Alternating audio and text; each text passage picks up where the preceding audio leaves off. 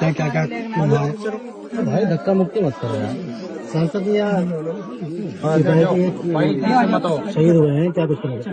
देखिए, हिमांशु जी जो मात्र 24 साल के थे, बीएसएफ के जवान थे।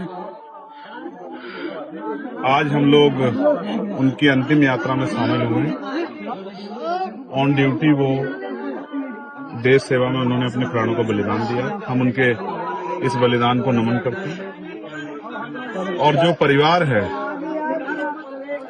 जब एक जवान जाता है उसके परिवार पे क्या बीतती है। हालांकि एक गर्व का पल भी होता है, क्योंकि बलिदान का हमेशा देश में सम्मान होता है, लेकिन एक तकलीफ भी होती है जिनका 24 साल का बेटा जाता है, उनके परिवार को बहुत तकलीफ हो। और ऐसे समय मैं और हमारा पूरा क्षेत्र, इस क्षेत्र के लोग, यहाँ के तमाम सम्मानित लोग उस परिवार के साथ खड़े। हमारी आदरांजलि भाई हिमांशु जी को और उनके परिवारों को कुदरती दुख सहने की शक्ति दे। जगत गुरु सतगुरु रविदास जी महाराज उनको इतनी हिम्मत दें कि वो इस दुख को सह सके। परिवार की इच्छा थी, परिवार की और कोई इच्छा नहीं थी, सिर्फ एक इच्छा थी कि उस बेटे को सम्मान मिलना चाहिए। गांव के लोगों ने उस सम्मान को, उस दर्द को समझा, क्योंकि ये एक परिवार का बेटा नहीं, पूरे क्षेत्र का बेटा है, देश का बेटा है। तो प्रस्ताव हो गया, एक शानदार स्मारक जो है भाई हिमांशु जी की याद में हम लोग यहाँ बनवाएंगे। हमने यहाँ अधिकारियों से बात की और यहाँ पर्याप्त उस तरह की जगह है जिसपे एक जो है, एक बेटे को जिसने देश के लिए बलिदान दिया उसको सम्मान मिलना चाहिए। मैं अपनी तरफ से पूरी, हाँ वो उनका राइट्स है, मृतक आश्रित की जो नौकरी है वो उनका राइट है, वो उनको मिलेगी। ऐसा अधिकारियों से हमारी बातचीत हुई। और कोई भी अगर कहीं कमी आएगी तो अभी चंद्रशेखर है, उसमें ज्यादा सोचने की जरूरत किसी को नहीं।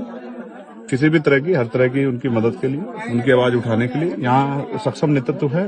उनके आंसू नहीं बहेंगे, ये मेरा आप लोगों को विश्वास बात है। सरकार में इतना समय हो गया, लेट हो गया, क्या वजह है? लेट ये हुआ कि कुछ मिसअंडरस्टैंडिंग थी, उसमें थोड़ा समय लगा। हालांकि बाद में सब लोगों ने उस पर सहमति जाहिर की, अधिकारियों ने भी। मैं अधिकारियों का भी धन्यवाद करूंगा।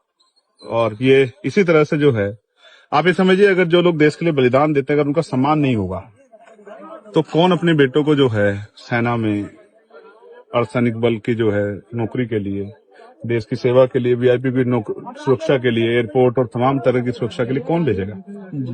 तो हमें समझना पड़ेगा कि बलिदान का सम्मान होना चाहिए। और ये किसी जाति के मोहताज नहीं, किसी धर्म के नहीं। जाति धर्म से ऊपर उठ जाता है जब आदमी जो है देश के लिए नौकरी करता है, देश की सेवा के लिए बलिदान देने के लिए घर से निकलता है। और मैं इस परिवार को भी, उसकी हिम्मत को, इस परिवार की मैं बधाई देता हूँ। इस परिवार की हिम्मत को भी मैं बधाई देता हूँ और क्षेत्र के जिम्मेदार लोगों को भी बधाई देता हूँ कि उन्होंने इस शौर्य को जिस तरह से जो है अपने दिल में जगह दी है। और ये हिमांशु जी अब अमर हो गए। जब तक इतिहास रहेगा इस गांव का, इस क्षेत्र का, हिमांशु जी हमारे दिलों में जिंदा रहेंगे। और मैं फिर दोबारा से प्रार्थना करता हूँ कुदरत से कि उनके भाई जो उनसे बड़े हैं, भाई केशव जी, हमारे यहाँ के प्रधान जी, सब लोग उनके दर्द के साथ खड़े और उनके साथ खड़े।